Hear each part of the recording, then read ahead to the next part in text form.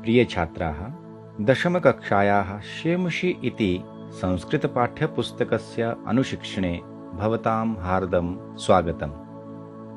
अद्य वयं व्यायामः सर्वदा पथ्यः इति तृतीयपाठस्य अन्तिमं चतुर्थं पाठांशं पठामः।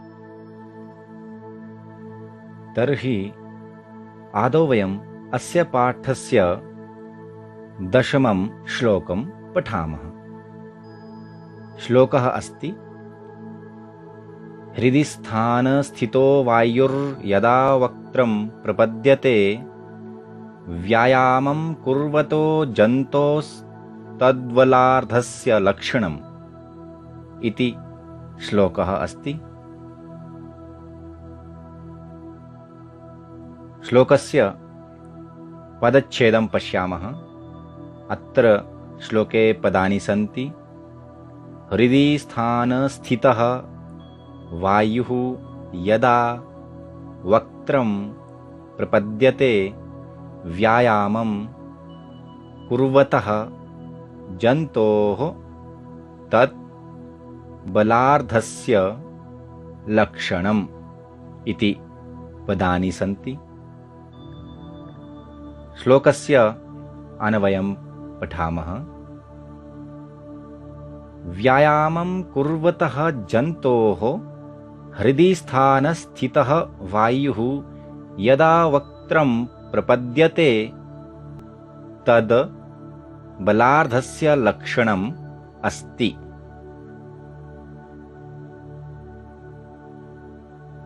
श्लोके आगतान् व्याकरणांशान् पठामः। आदौ सन्धियुक्तपदानि पश्यामः। प्रथमं पदमस्ति वायुर्यदा। अस्य पदस्य सन्धिविच्छेदः भवति वायुः धन यदा। कुर्वतो जन्तोः। अस्य पदस्य सन्धिविच्छेदः कुर्वतः धन जन्तोः इति भवति। तथैव अग्रिमं पदमस्ति जन्तोस्तद्। विच्छेदः भवति जन्तोः धन तद्। अग्रे श्लोके आगतानि यानि प्रत्ययान्तपदानि सन्ति तानि पठामः। अत्र केवलं पदद्वयम् अस्ति। प्रथमं पदमस्ति स्थितः। अस्मिन् पदे स्था धातोः क्त प्रत्ययः अस्ति। द्वितीयं पदम् अस्ति कुर्वतः। अत्र क्रि धातोः क्षत्रि प्रत्ययः अस्ति। अग्रे श्लोके आगतान् शब्दार्थान् पठामः। व्यायामम्। संस्कृतभाषायाम् अस्य पर्यायपदं भवति। अर्थः भवति शरीरायासजननं कर्म। यस्य अर्थः अस्ति हिन्दीभाषायां व्यायाम।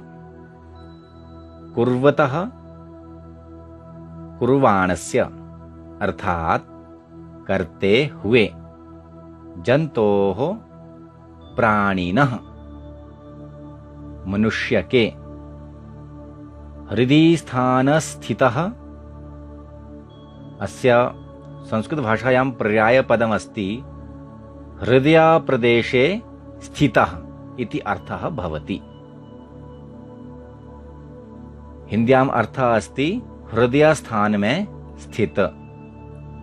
वायुः पवनः इति पर्यायपदम्। हिन्द्याम् अर्थः वायु इति भवति अथवा हवा अपि वक्तुं शक्यते। यदा यस्मिन् समये अर्थात जब वक्त्रम मुखम मुख में, प्रपद्यते प्राप्नोति प्राप्त होता है इति अर्थः। तत् वह बलार्धस्य आधे बल का लक्षणम चिन्हम लक्षण अस्ति वर्तते अर्थात है। इदानीम् अस्य श्लोकस्य सरलार्थं पठामः। व्यायाम करते हुए जब किसी भी प्राणी के हृदय में स्थित वायु अर्थात फेफड़ों से भरी हुई सांस मुंह तक आ जाती है अर्थात सांस फूल जाती है, उसी को बल का आधा समझना चाहिए। आशय यह है कि जब तक व्यक्ति की सांस फूल ना जाए तब तक उसे व्यायाम करना चाहिए। भाव यह हुआ है कि हमारा शरीर सांस फूलने तक व्यायाम सहन करने योग्य बना रहे। इदानीम् अस्य पाठस्य अन्तिमं श्लोकं पठामः। श्लोकः अस्ति